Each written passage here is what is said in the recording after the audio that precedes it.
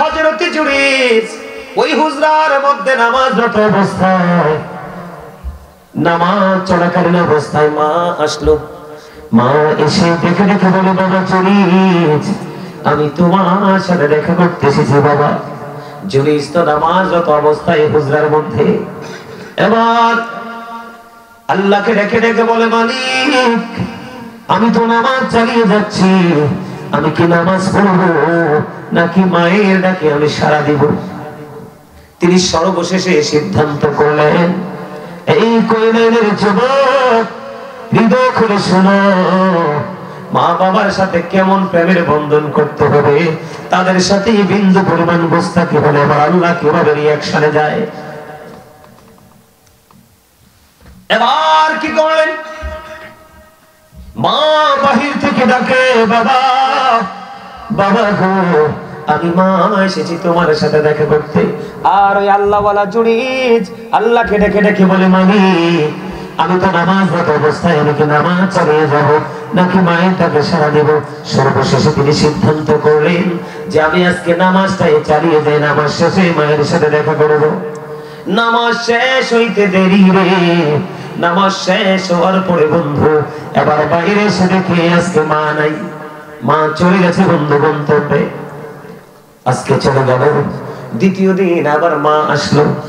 ওই দ্বিতীয় দিন হযরত জুরিজ ওই দ্বিতীয় দিন বন্ধু নামাজরত অবস্থায় আবার মা বাহির থেকে ডাকছে, বাবা, আমি মা এসেছি, দেখা করবো, দেখা দাও।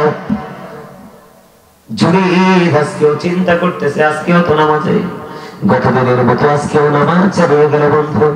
নামাজ চালাইতে চালাইতে চলতে চলতে নামাজ শেষ করে ফেললো। নামাজ শেষ করার পরে বাচ্চাইয়া দেখে বাইরে এসে মা নাই, আজকেও মা চলে গেছে। একদিন চলে গেল, 2 দিন চলে গেল, আবার তৃতীয় দিন জুরিজ নামাজরত অবস্থায় ঠিক এই সময় মা আজকে এসে ডাকছে, বাবা, বাবা গো, আমি মা এসেছি তোমার সাথে দেখা করব, দেখা দাও। আজকেও জুরিজ নামাজরত অবস্থায় দেখা দেয় না।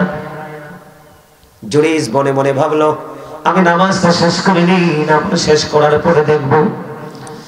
একদিন আসলো, নামাজ চালিয়ে গেল। 2 দিন আসলো, নামাজ চালিয়ে গেল। 3 দিন আসলো, নামাজ চালিয়ে গেল। মাকে কোনো বকা দেয়নি, মার সাথে কোনো ঝগড়া বাঁচাতে হয়নি। মা বাহির থেকে ডাকছে, ছেলে নামাজটা চালিয়ে যাচ্ছে। 1 দিন 2 দিন 3 দিন আসলো, মায়ের সাথে ছেলের দেখা হলো না।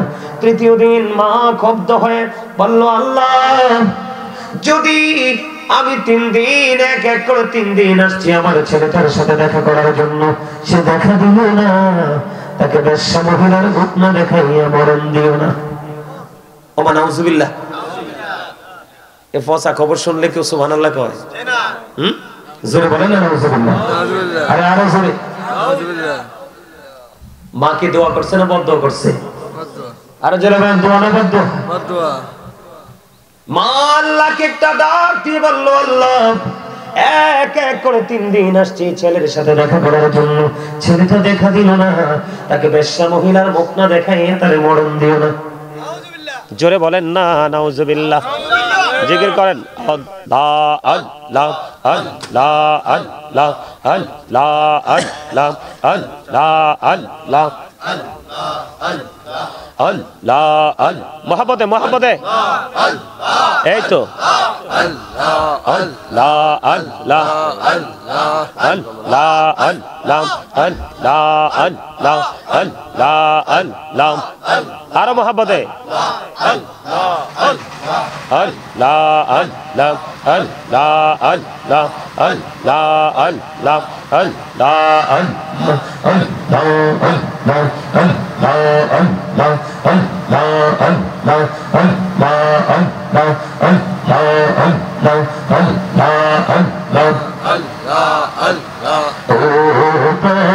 মুর্শিদ তুমি আমার কান্দাহারি, তোমার প্রেমে পৈরারি মুর্শিদ, তোমার প্রেমে পৈরারি মুর্শিদ, ছাড়লাম ঘর বাড়ি রে, ও প্রাণে মুর্শিদ তুমি তুমি আমার হইও গো কান্দারি আল্লাহ আল্লাহ আল্লাহ আল্লাহ আল্লাহ আল্লাহ আল্লাহ আল্লাহ লা ইলাহা ইল্লাল্লাহ মুহাম্মাদুর রাসূলুল্লাহ সাল্লাল্লাহু আলাইহি ওয়াসাল্লাম।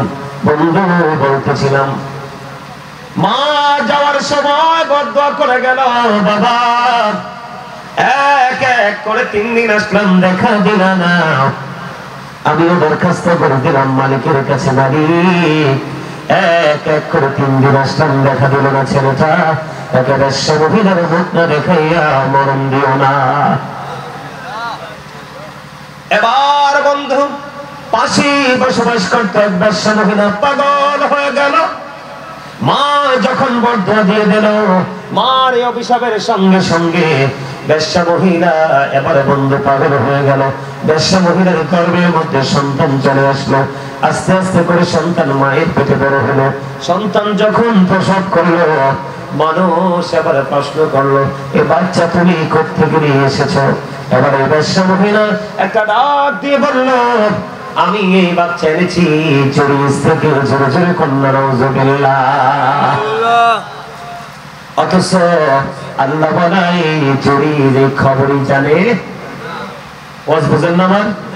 শোনেন, ওই দিক দিয়ে বেশ্যা মহিলার পেটে কি বাচ্চা, এটা কিন্তু বুখারী শরীফের হাদিস, এটা সন্দেহ করার কোনো সুযোগ। হাদিসটা অনেক লম্বা, আমি একটা অংশ আপনাদেরকে শোনাচ্ছি মায়ের ওজন বোঝানোর জন্য। ওই আমার পকেটে ছিল আজকে বিকাল পর্যন্ত একটা চিঠি, আমি বলে বলবো আপনাদেরকে। আগে আমার আলোচনা একটু শেষ করি এই বিষয়টা। বেশ্যা মহিলা কি হয়ে গেল? বাচ্চা প্রসব করে ফেললো, কিন্তু সরল মনা জুরিস কিছুই জানে না। কিন্তু মানুষ যখন প্রশ্ন করলো বাচ্চা আনছো কোত্থেকে, এবার এই জুরিস বললো ওই বাচ্চা এনেছি আমি। ওই বেশ্যা মহিলা বললো বাচ্চা আনছি জুরিস থেকে। সরল মনা জুরিস কিছুই তো জানে না। এবার তৎকালীন সময়ে মানুষ হলো উত্তেজিত হয়ে গেল, পাগল হয়ে গেল। এমন আল্লাহ ওয়ালা, এমন ভদ্র, এমন জেন্টল মানুষ আমরা জানি, আল্লাহর প্রিয় বান্দা বুজুর্গ লোক। ওই হুজরায় বসে বসে নিয়ে আল্লাহর গোলামি করে এই কাজটা কেমন করে করলো? এবার বলল তৎকালীন সময় মানুষগুলো কি করলো? চুরি যে হুজরাটাকে ভেঙে ফেললো। হুজরাটাকে ভেঙে এবার বন্ধু তাকে প্রহার করতে শুরু করলো, মারতে শুরু করলো। ওই সরল মনে জুরিজ একটা ডাক দিয়ে বললো, বন্ধু কেন আমাকে প্রহার করছো রে? এবার তারা বলতেছে, তোমরা ওই বেশ্যা মহিলার সাথে মেলামেশা করেছো, বেশ্যা মহিলা সন্তান প্রসব করেছে। এবার তো জুরিজ একটু আশ্চর্য হয়ে গেল, যেটার কোনো কিছু আমি জানি না, কিন্তু এটার কলঙ্ক আমার গলায় ঝুলিয়ে দেওয়া হচ্ছে। এবার আল্লাহওয়ালা জুরিজ কি করলেন, আমাকে একটা বোটা পানি দাও, আমি একটু উঁচু বানাবো। এবার বন্ধু তাকে একটু পানি দেওয়া হলো, একটা ঘটি পানি দেওয়া হলো, উঁচু বানাইলো। উঁচু বানাইয়া তিনি নামাজ পড়লেন। আবার পুনরায় নামাজ শেষ করে এবার ডাকলেন, ওই যে বাচ্চাটা বেশ্যা মহিলার ওদের থেকে পৃথিবীতে এসেছে, ওই বাচ্চাটাকে আমার কাছে নিয়ে আসো। এবার ওই বাচ্চাটাকে যখন অনেক মানুষ একত্রিত হলো, ছোট্ট এই বাচ্চাটাকে, শিশু বাচ্চাটাকে যখন জুরিজের কাছে যখন আনা হলো, ওই জুরি ছোট্ট বাচ্চাটার পেটটার উপর হাতটা রেখে একটা ডাক দিয়ে বলল, বাবু বলো না তোমার বাবা কে? এবার ওই ছোট্ট বাচ্চার জবান খুলে গেল। ওই ছোট্ট বাচ্চা দেখিয়ে দিল, ওই রাখাল আমার বাবা। জোরে জোরে বলেন না আল্লাহু আকবার। জুরিজ কত বুজুর্গ দেখতে পাইছেন নি? আপনি আমি যদি ওই বাচ্চার পেটের উপর হাত রাখি, বাচ্চার জবান খুলবে না। এত ছোট্ট শিশু বাচ্চা, আল্লাহওয়ালা জুরিজের হাতটা দিতে দেরি বাচ্চার জবান খুলে গেল। এত বহুবার পরেও মা বরদোয়া দিতে দেরি, অভিশাপ থেকে মুক্তি পায়নি। তাহলে আমি বলবো বন্ধু, বর্তমান সময়ে ছেলেরা যেইভাবে বাবা মাকে কষ্ট দেয়, যেইভাবে বাবা মার কলিজায় আগুন জ্বালিয়ে দেয়, যেভাবে মা বাবা আল্লাহর কাছে কান্নাকাটি করে বন্ধু, ওই সন্তানদের উপায় কি হতে পারে? কিন্তু সন্তানদের তো কষ্ট দিচ্ছে। আপনি আমি একটা সাধারণ ভাষায় বলি, বাচ্চাটার ছেলেটার তো কিছু হয় না। ছেলেটার যখন হবে তার আর কোনোদিন কেউ কোনো উন্নতি দেখতে পাবে না। ধ্বংস যখন শুরু হবে, ভাঙন যখন শুরু হবে, এই ভাঙনের কবল থেকে তাকে কেউ বাঁচাইতে পারবে না। ঠিক কিনা বলেন? আমি আপনাকে বলি, নামাজরত অবস্থায় ছেলে মার সাথে দেখা করার জন্য মা দেখা দিল না, মা কষ্ট পেয়েছে, কিন্তু ছেলে তো ইচ্ছে করে মাকে কষ্ট দেয়নি। নামাজরত অবস্থায়, এই অবস্থায় যদি মায়ের এই অভিশাপ এত তাড়াতাড়ি কাজ করে, তাহলে এই প্রজন্মের বাচ্চাদের উপায় আসেনি? আরো জোরে বলেন আসেনি? আমি আপনাদের কি বলবো বন্ধু, মা বাবা এমন একটা নিয়ামত, মা বাবা এত বড় নিয়ামত। আল্লাহ চাইলে সব অপরাধ বান্দার ক্ষমা করে দেয়, কিন্তু মা বাবার ব্যথা, মা বাবার কলিজায় যে যন্ত্রণা দেয়, এই ব্যথার যন্ত্রণা দুনিয়ার সারা শেষ হয় না। এটা উপহারের জন্য পর্যন্ত বরাদ্দ থাকে। জোরে জোরে বলেন না নাউজুবিল্লাহ, আরো জোরে বলেন নাউজুবিল্লাহ। বলেন আমার মা নাই, আমার বাবা নাই, দয়াল রে দয়াল, আমার কি মা ডাকার সাদ নাই রে, আমার কি বাবা ডাকার সাদ নাই রে। বলেন আমার মা নাই, আমার বাবা নাই, দয়াল রে দয়াল, আমার কি মা ডাকার সাদ নাই রে, আমার কি বাবা ডাকার সাদ নাই রে। ঘরে যাইয়া সবাই দেখে মা জননীর মুখ, বাবা যখন মাথায় হাতে ভুলে যাই সব রোগ। বলেন আমার মা নাই, আমার বাবা নাই, দয়াল রে দয়াল, আমার কি মা ডাকার সাদ নাই রে। শোনে শোনে শুধু মা, তোমার কথা মনে হয়, কতদিন দেখি না তোমায়, ভুলে কি গেছো আমায়, ভুলে কি গেছো আমায়। আদর সোহাগ মাগো আর কোথা পাবো, তারা চলে আমি নিজেকে জড়াবো। আদর সোহাগ মাগো আর কোথা পাবো, তারা চলে আমি নিজেকে জড়াবো। কার কাছে ধরবো মিছে বায়না, তোমার মতো কেহ নাই। শয়নে স্বপনে শুধু মা, তোমার কথা মনে হয়। আমার ভুবন জুড়ে শুধু দুঃখ জ্বালা, কে আর পড়াবে আমায় সুখের সে মালা। কপালকে দেবে আর কাঁচুলের টিপ, তুমি জেনে ধরায়। শয়নে স্বপনে শুধু মা, তোমার কথা মনে হয়। মারহাবা বলেন না, আরো যেন বলেন না মারহাবা। মার কথা কি মনে পড়ে না? যার মা নাই সে বোঝে তার পৃথিবী কত ছোট, আর যার মা আছে সে বোঝে তার এই দুনিয়া কত বড়। ঠিক কিনা বলেন? মা ছাড়া সন্তানকে খোঁজ খবর রাখার কেউই নেই। সেই মাকে যদি একটা সন্তান ভালোবাসতে পারে, তার জন্য কত বড় নিয়ামত। আমার দিকে দেখেন, বনি ইসরাইলের 3 জন লোক বন্ধু সফরে বের হলো। এটাও কিন্তু বুখারী শরীফের হাদিস। বনি ইসরাইলের 3 জন লোক বন্ধু সফরে বের হলো। বের হওয়ার পরে সফর যখন শেষ হয়ে গেল, সফর শেষ হয়ে যাওয়ার পরে বন্ধু তারা একটা পাহাড়ের গুহার ভিতরে অবস্থান করলো। খেয়াল করবেন বিষয়টা, পাহাড়ের গুহার মধ্যে, মানে পাহাড়ের ভিতরে ঢুকে গেছে। ঢুকে যখন পড়লো আল্লাহর অশেষ কুদরত, বন্ধু আল্লাহর হুকুমে একটা বিশাল বড় পাথর উপর থেকে ধসে পড়লো। ধসে যে পড়েছে, তারা যে রাস্তা দিয়ে গুহার ভিতরে ঢুকেছে, লোক জানলো তারা যে গুহার ভিতরে প্রবেশ করেছে, যেই মুখটা দিয়ে এই মুখটা পুরোটা বন্ধ হয়ে গেল। তারা এবার চাইয়া দেখে বন্ধু, তাদের এই গুহার ভিতর থেকে বের হবার দরজা বন্ধ হয়ে গেছে।